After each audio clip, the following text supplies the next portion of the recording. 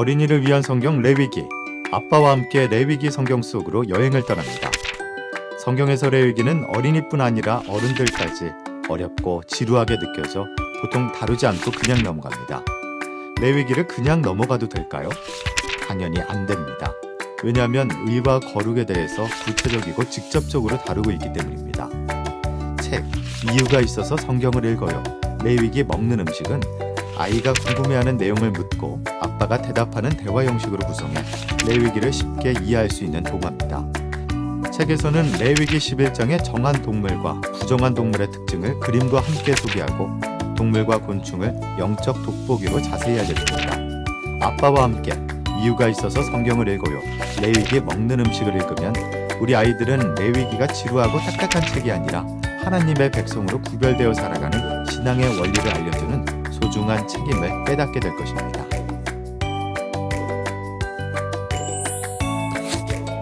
엄마, 나를 그렸네. 물놀이가 재미있어.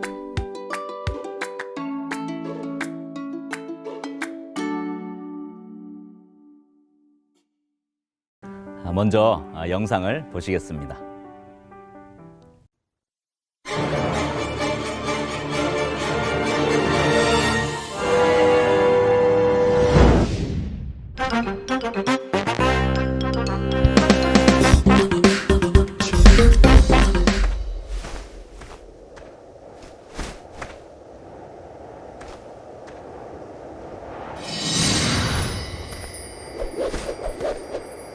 이유가 있어서 성경을 읽어요.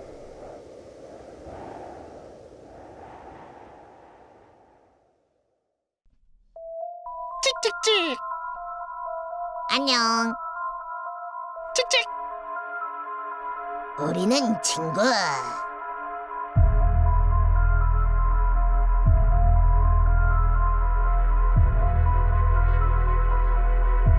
어디서 맛있는 냄새가?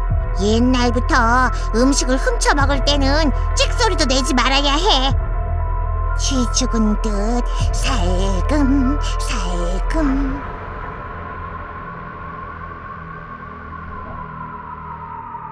아, 알지. 미안. 어차피 너나 나나 먹으면 안 되는 부정한 짐승이지. 사이좋게 지내자. 두디 뒤짝 뭐래? 앞도 잘 못 보면서. 너 쥐한테 혼나볼래? 너 흑사병 알아? 그거 내가 옮긴 거야. 그런데 나를 먹어? 나 좀 웃기지 마. 찍찍아, 그러니까 내가 그냥 쥐인 거지. 나처럼 땅속에서 다녀야 두더지이지. 너처럼 다니면 잡혀먹히지.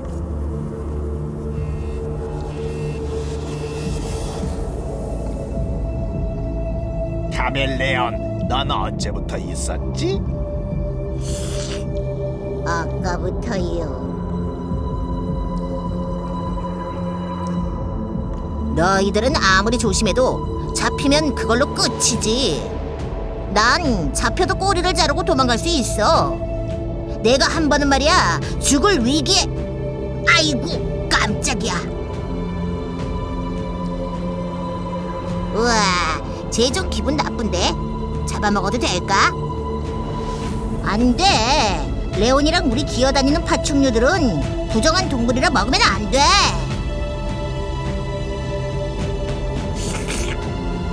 뭐니 해도 눈에 띄지 않으면 잡히지 않아요. 변신하는 방법 좀 알려줄까요? 자, 따라해봐요. 카카 멜멜레온. 얍. 참 쉽죠? 우와, 신기하다. 피부색이 변해. 동물들이 죽어 있어. 여기 이상해. 왜 아무도 없지? 여기는 어디야? 무서워. 떠나자. 도망가자.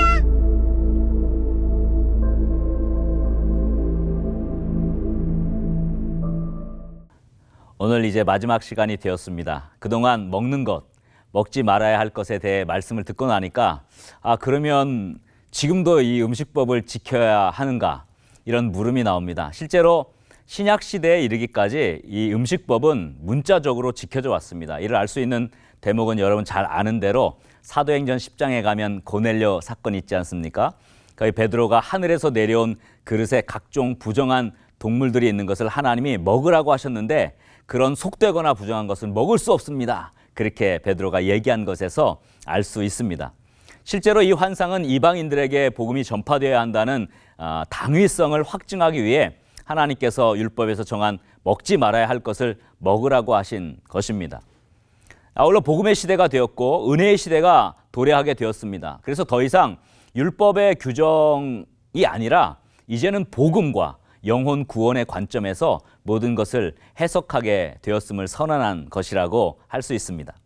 그래서 이제 신학시대 이후에는 이런 음식법을 문자적으로 이해하거나 지키지 않게 되었습니다. 신약시대 이후의 음식법들은 모든 창조한 것들, 하나님께서 창조하신 것들이 선하기 때문에 감사함으로 모든 것을 먹을 수 있다. 그리고 또 덕에 맞게 복음에 합당하도록 절제하라. 이렇게 되어집니다. 사도 바울이 신약시대 이후에 복음시대 음식법에 대해서 이렇게 말씀했습니다. 디모데전서 4장 3절부터 5절에 보면 그 내용이 나옵니다. 혼인을 금하고 어떤 음식물은 먹지 말라고 할 터이나 음식물은 하나님이 지으신 바니 믿는 자들과 진리를 아는 자들이 감사함으로 받을 것이니라. 그렇게 말씀했어요. 그러면서 4절에 이렇게 말씀합니다. 하나님께서 지으신 모든 것이 선함에 감사함으로 받으면 버릴 것이 없나니 하나님의 말씀과 기도로 거룩하여짐이라. 결국 하나님이 지으신 모든 것이 선하기 때문에 감사함으로 먹으면 괜찮다는 것입니다. 그러나 먹든지 마시든지 무엇을 하든지 이것이 하나님의 영광을 위해서 해야 할 것입니다. 우리가 먹는 것이 다른 사람의 마음을 아프게 하거나 상처를 주거나 덕이 되지 못한다면 절제하는 것도 우리의 새로운 영적 음식법이라고 할 수 있겠습니다. 이러한 음식법에 대한 이 총정리와 더불어 한 가지 더 정한 동물과 부정한 동물의 시리즈의 마지막 다루는 동물들의 그 사체와 관련된 부수 사항들이 좀 남아 있습니다. 이걸 조금 더 살펴보려고 하는데요. 첫 번째는 이 죽은 사체와 관련된 것입니다. 사체는 하나님께서 가증하게 여기는 것이죠. 반대는 활력 있게 헌신하는 것, 생명력 있게 활동하는 것, 이것이 영적인 건강의 비결이라는 것을 우리가 함께 살펴보기를 원해요. 죽은 사체에 접촉하지 않는 것입니다. 많이 살펴본 가증한 동물들 먹지 말아야 할 뿐만 아니라 그 사체도 만지지 못하게 되어 있었습니다. 사체가 닿는 곳은 다 부정해집니다. 그 사체를 만진 사람도 부정해지고, 그래서 정결의 예식을 치러야만 했습니다. 본문 24절 25절 보면 이렇게 기록되어 있습니다. 이런 것은 너희를 부정하게 하나니 누구든지 이것들의 주검을 만지면 저녁까지 부정할 것이며 그 주검들을 옮기는 모든 자는 그곳을 빨지니 저녁까지 부정하리라. 부정한 것들의 사체를 접촉하지 못하도록 하나님이 막으신 것은 영적으로 이 죽음에 반대되는, 즉 생명에 속한 삶을 살아가야 한다는 것을 강조하는 것입니다. 우리가 성경 말씀 전체를 오늘 다 읽진 않았지만 본문 26절, 28절 말씀은 네 발 짐승의 사체에 접촉하는 문제, 또 29절부터 38절까지는 땅에 기는 것들의 이 사체에 접촉하는 문제, 그리고 마지막 39절부터 40절까지는 부정하지 않은 동물들이라도 죽은 사체와 접촉하게 되면 부정하게 된다는 말씀을 기록하고 있습니다. 하나님이 제일 싫어하는 것, 하나님이 제일 혐오하는 것, 그것은 죽음과 관련된 것들입니다. 왜냐하면 하나님은 생명이시기 때문에 그렇습니다.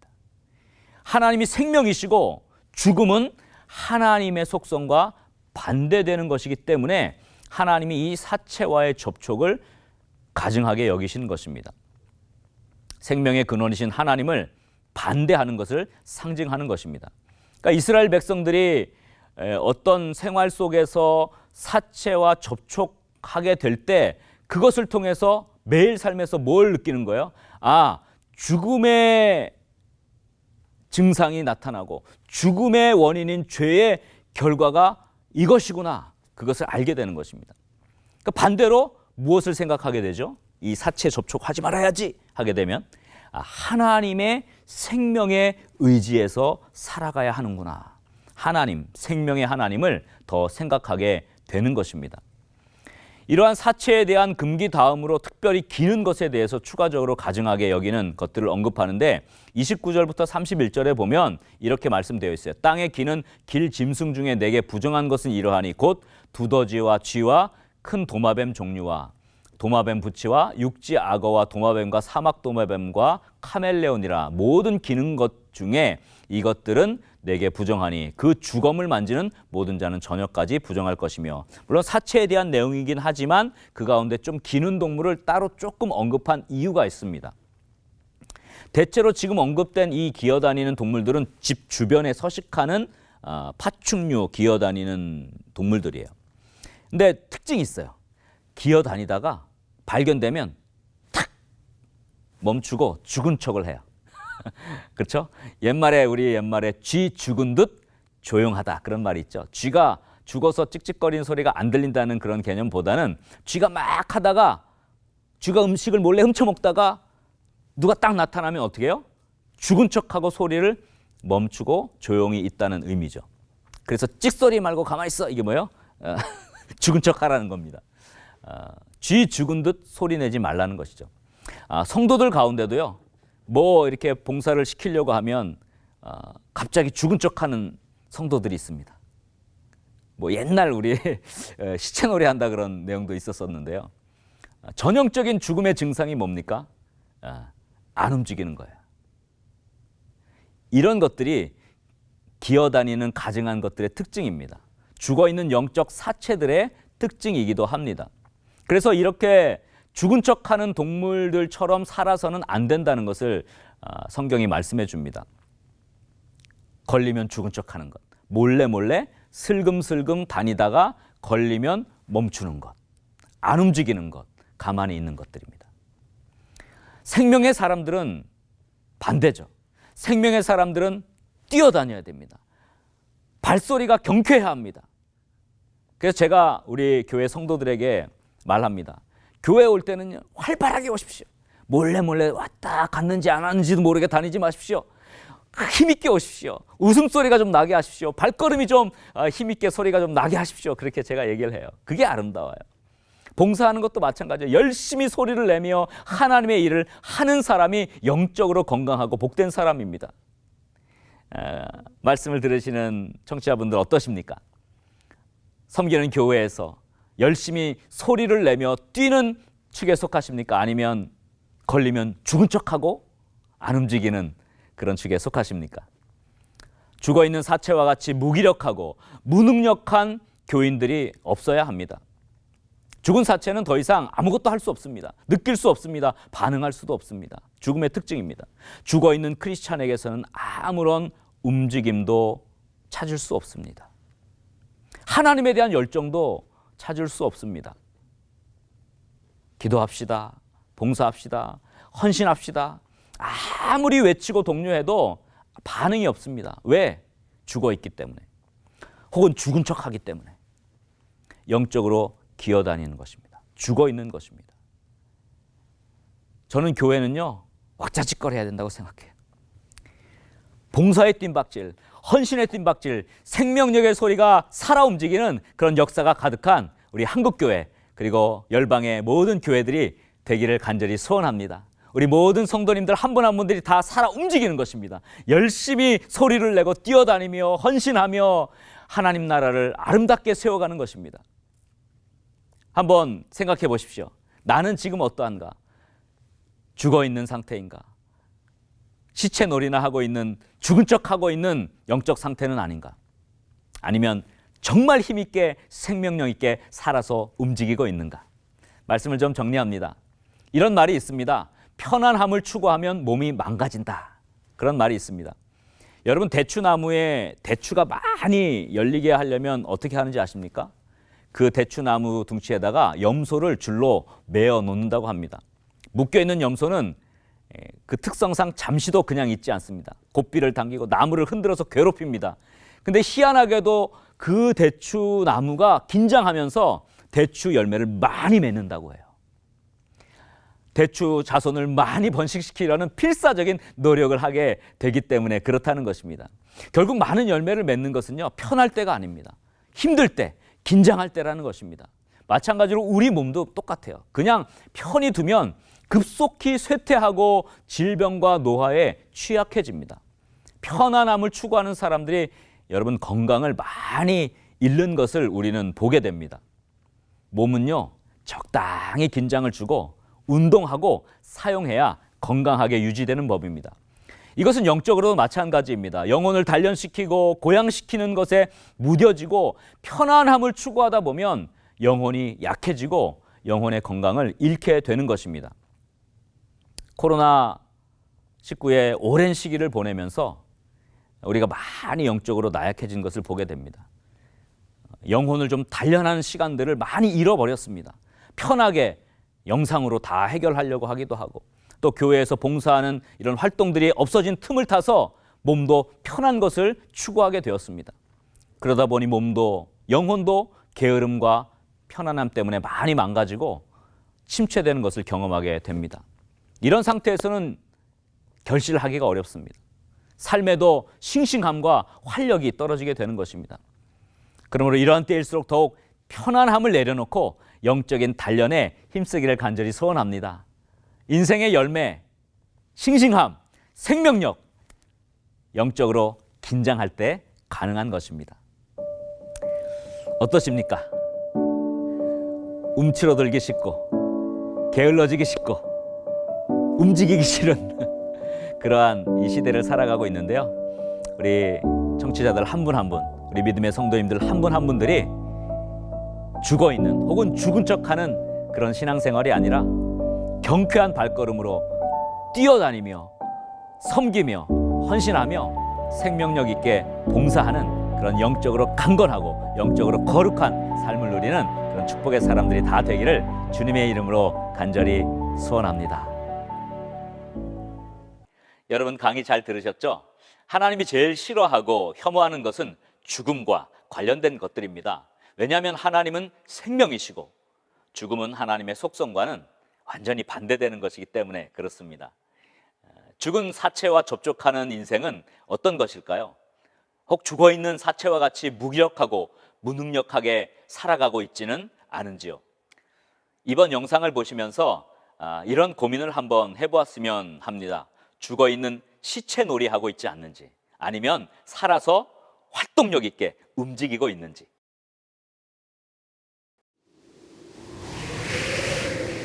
이번 겨울에 얼음 위에서 미끄러졌던 이장로님. 아이고 나 죽네. 그 후로는 삭신이 쑤셔서 집돌이가 되었어요. 이장로, 이제 좀 일어나서 산책이라도 좀 해요. 아니 산책가 무슨, 내가 지난번에 산책 갔다가 넘어졌잖아. 밥이나 빨리 갖다 줘. 할 수 있는 게 그거밖에 없어. 그러면은 밖에서 좀 운동이라도 좀 해요. 먹고 자고. 이게 뭐예요? 이장로님을 위해 아침을 준비하다 말고 잔소리를 하는 유관사님. 사랑을 실천하려다가도 이내 포기해버려요. 이장로님은 겨울 내내 정말 집에만 있으려나 봐요. 한때 교회에서 열심히 섬기셨지만 지금은 너무 가까워져 버린 죽음 때문에 교회는 뒷전이에요. 유권사님도 가끔 사랑을 포기하곤 해요. 저 모습을 보고 있자니 저 같아도 그럴 것 같아요. 다음 날 이장로님 댁에 손자가 놀러왔어요. 할아버지! 드디어 장로님이 일어나요. 아이고 우리 유권사랑 똑 닮은 우리 손주 왔구나. 네, 안녕하세요. 이장로님은 끊임없이 사랑하는 손자에게 애정을 담아 연설해요. 그 지루함을 참을 수 없었던 손자는 가져온 동화책을 건네요. 그만 얘기하고 책이나 읽어달라는 무한의 압박이에요. 이유가 있어서 성경을 읽어요. 이장로님도 손자도 몰입해서 동화를 열심히 읽어요. 또한 살아계신 하나님을 의지하며 살아가는 존재임을 깨닫고 예배하는 것이 생명에 속해 살아가는 사람들의 모습입니다. 이장로님은 목이 메어 마지막 문장을 읽지 못해요. 동화책 이유가 있어서 성경을 읽어요를 통해 하나님의 사랑을 다시 느낀 이장로님은 요즘 예민했던 자신에 대해 생각해요. 그리고 늘 사랑으로 섬겨줬던 아내 유권사님에게 안마를 해주며 사랑을 실천해요. 아직 살아있는데도 모든 것이 끝난 것처럼 행동하던 이장로님은 이제 하나님께서 주신 생명의 삶을 깨달았어요. 생명을 만드신 하나님께 감사하며 죽음에서 벗어나 생명의 삶을 살아가는 우리 모두가 되기로 해요.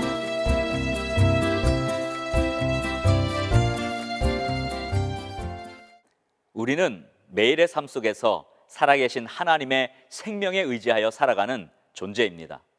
여러분 모두 하나님에 대한 열정을 회복하고 생명력 있게 봉사하고 헌신함으로 영적 강건함을 누리는 축복의 사람들이 다 되기를 주님의 이름으로 간절히 축복합니다. 이제 크리스마스입니다. 이 땅에 오신 하나님의 아들 아기 예수님을 생각하면서 우리 아이들과 함께 크리스마스 캐롤을 함께 불러보았으면 합니다.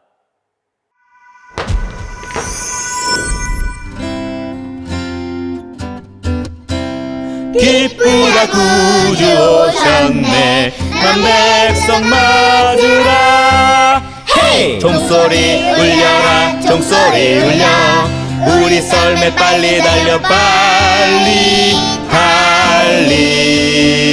달리자 하늘종이 땡땡땡 은은하게 울린 창밖을 보라 흰 눈이 내린다 창밖을 보라 한겨울이 왔다 한밤에 흰 눈이 왔어요 한밤에 흰 눈이 왔어요 새하얀 눈꽃송이가 참 아름답게 장식하세 랄랄랄랄랄랄랄라 성탄 노래 불러보세 랄랄랄랄랄랄랄라 저 베들레헴에 달려가 영광의 주 뵙고 싶어 저 초라한 마을 구유에 영광의 왕이 나셨네.